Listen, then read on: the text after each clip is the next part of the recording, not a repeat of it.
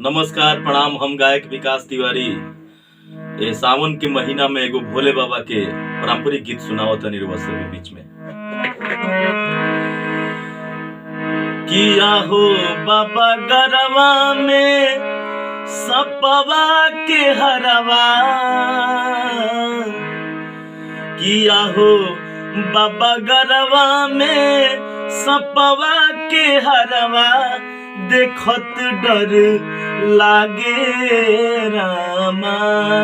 किया हो बाबा गरवा में सपवा के हरवा, देखत डर लागे भोला।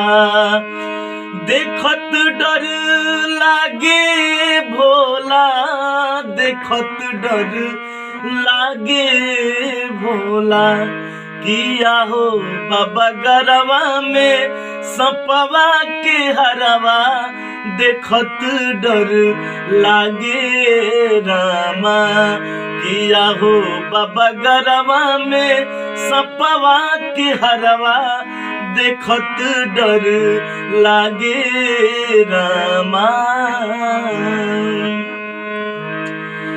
कि राजा हिमांचल की है अरे गईल बरतिया रामा। राजा हिमांचल की है अरे गईल बरतिया रामा। कि देखी देखी हंसताड़ी अरे वही जाके अवरतिया रामा। देखी देखी हंसताड़ी अरे वो जाके अवरतिया रामा। किया हो बाबा छोड़ेला जब फूफू करवा, देखत डर लागे रामा।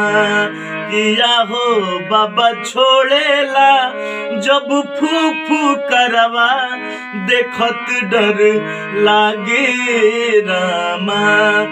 देखत डर लागे रामा, देखत डर लागे रामा। किया हो भोला गरवा में सपवा के हरवा, देखत डर लागे भोला।